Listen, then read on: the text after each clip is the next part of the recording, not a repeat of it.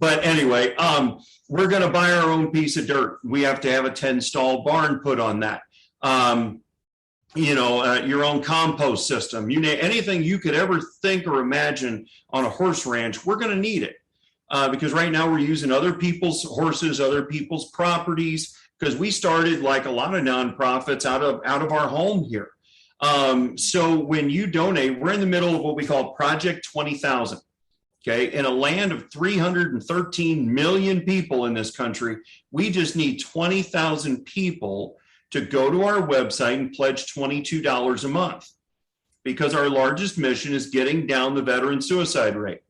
It has gone up 46% since COVID. We're now almost 35 a day, and I, like most government numbers, I think that's underreported as well. But it's sad enough that it's gone from the catchphrase of 22 a day to, doing push-up challenges and everything else, but to bring awareness. But awareness is done. We're done with awareness.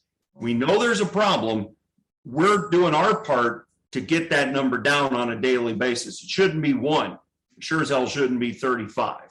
So when you pledge $22 a month, it's buying feed, it's buying hay, it's buying horses and all the tack and saddles and everything that goes with it. It's going to have to pay some salaries, mine included. I got to eat. But all we're going to hire are veterans and their immediate household families. So money's going back into the community, and we're going to provide them benefits should they need them. So they're going to get, health insurance, life insurance if they want it. We want them to be taken care of like the government should be taken care of. Absolutely.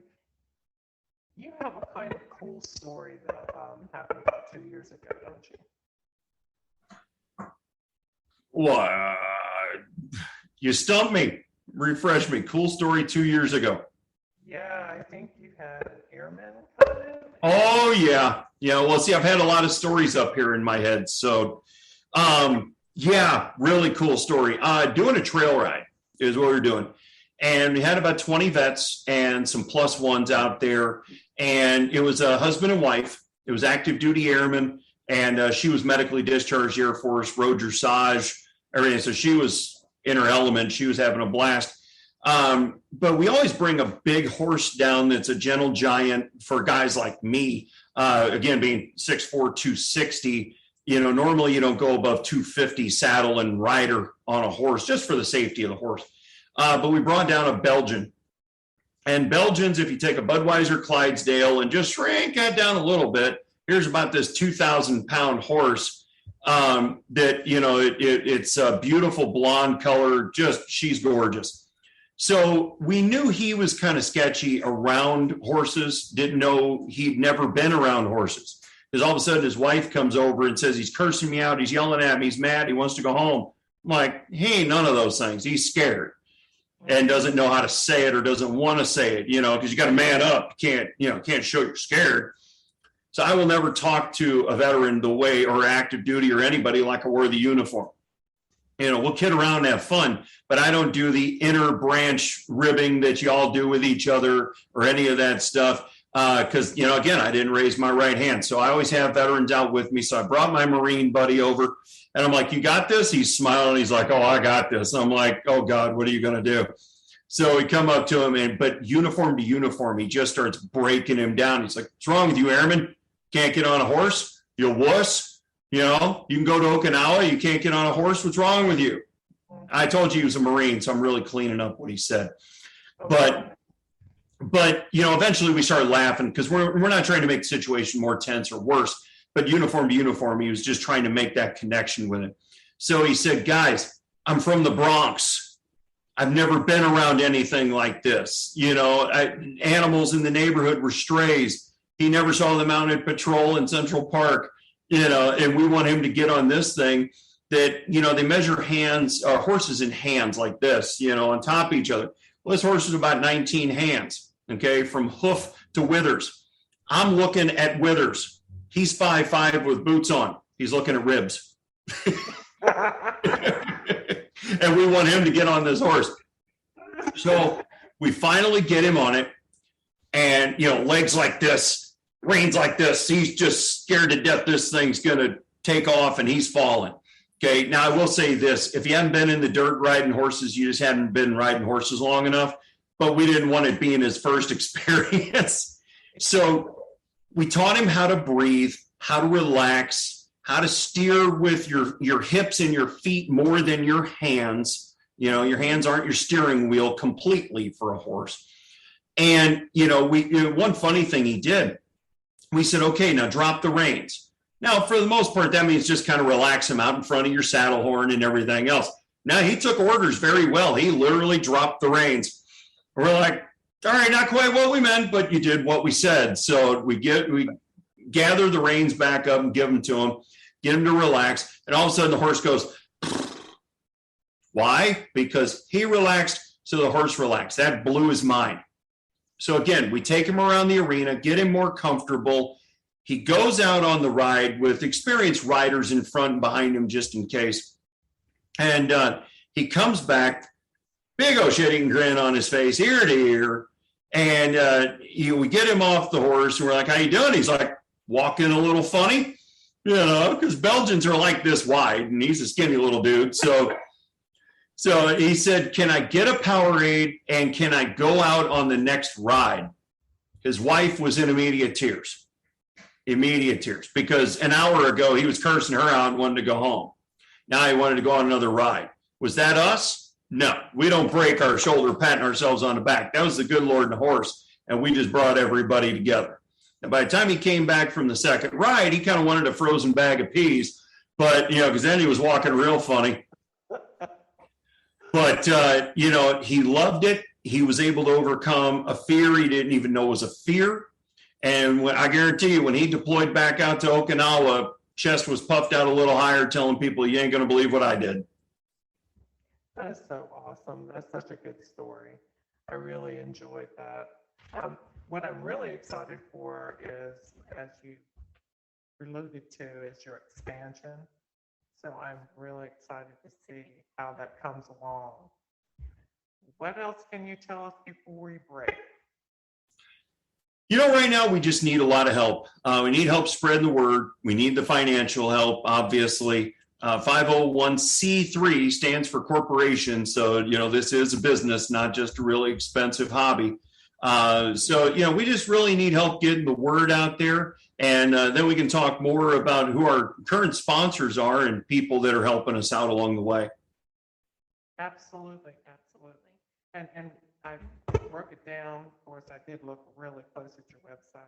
It's healing through horses and motivation through healing workshops and support with basic needs. And then it talks about your expansion.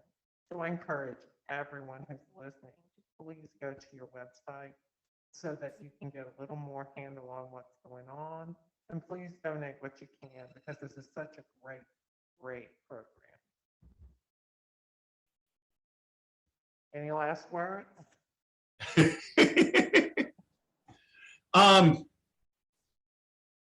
I don't know. Just, we appreciate, everything everybody's doing for us in terms of helping us out. We're supported by RFD TV and the Cowboy Channel. You can find them on your local cable or satellite providers. They run our TV commercials for us. Follow us on social media. Hit our YouTube channel, just to help us grow and expand. Like you said, Kathy, give what you can. We've got another campaign that says, do you give a buck? We love pushing a line right there really close and not crossing it. But, do you give a buck about veterans? I mean, just imagine if I had 1 million people out there give $1. What you can find in your couch cushions. You can't buy a candy bar or a soda for $1 anymore. Give it to a veteran cause. It's going to do something good with it and help people out. I put a post out on social media that says, veteran suicide's up 46%. One more flag should not be folded due to veteran suicide and handed to a family member. Not one more. Absolutely not. That's, again, one of my passions is to try to reduce veteran suicide, because there's so many people who don't know what it entails or what the lifestyle is all about. So I encourage that support. All right, JR, I won't keep you any longer. I'm going to end this, and thank you everyone for listening to Cat's Cauldron. Please support JR and the Veterans Ranch. It is such a great great cause. I can't tell you enough. Thank you, everyone. See you tomorrow.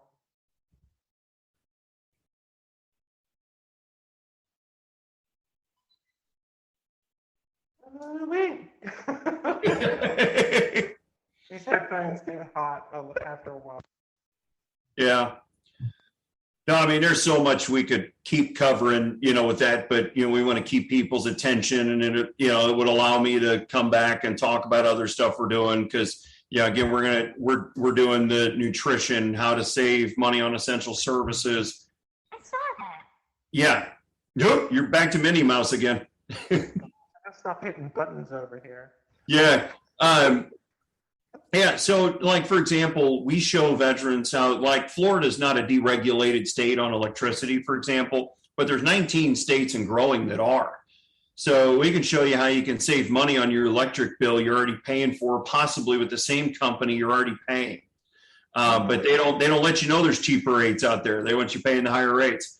Cell phones for unlimited everything and like 50 gigs a month of data for $25 a line. And all you gotta do is bring your phone that's paid for. A family of four, if you're looking at $50 a line on average, now you get it for 25 a line, and that includes taxes. You're saving 50% right there. Just that little bit can mean so much to so many people. Yeah. Well, like you and I talked about before, your average E4 makes like $31,500 a year. That's great if you're single and you ain't got a care in the world, unless you're dumb enough to go finance that $80,000 truck at 24% interest. Yeah.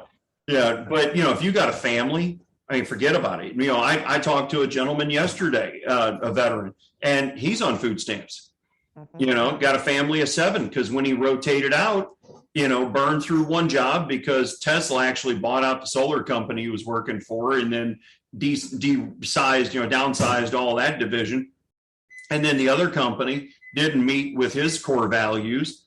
So, now he's working a $19 an hour job, working from home on the computer. So, and he's got a family of 7. Yeah. So, anything we can do to get them to save money. Again, we talked about yesterday, the hands full of pills that the VA gives you.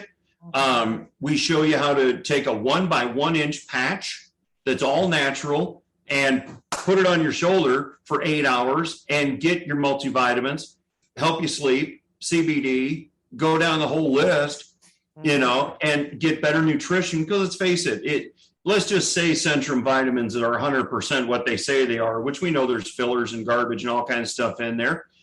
And that's why your pee turns neon yellow an hour after you take them, because you're lucky if you absorb 20% of whatever's in those things, and you're just flushing the rest out, and you're basically flushing money down the drain. So here you can wear your nutrition, get better nutrition, and it's one more psychological thing of not having to take more pills, to get better nutrition, because you can't eat enough fruits and vegetables and all kinds of things. If you tried to eat nothing but fruits and vegetables all day, you couldn't get in all the servings, and you wouldn't eat anything else. You'd have no protein source. Right. So if we can help through those aspects, it's better for them. And when they make a purchase on either of those products, part of the proceeds go back to the Veterans Ranch that we put back into helping more vets. That is amazing. Yeah. So, we got some stuff going on. We just need the recognition, and we need the cash because, let's face it, there's been IBM syndrome for a long time, right? Everybody wants to see IBM on the building. It kills me when I get emails saying, hey, I'd like to come out and, bring my horse out, and can I do this? Can I do that? I'm like, we don't have our own piece of dirt yet. Here's when our next event is, but we don't have our own piece of dirt yet. We need to be, the mission's too important. We got to be doing this on a day to day. Absolutely. And, I just really, really want to help you push this narrative so that you can get the support you need so you can get your own piece of dirt. Yeah, that's what we need. Just for you and me, we're also looking for new advisory board members. You either have to be a veteran or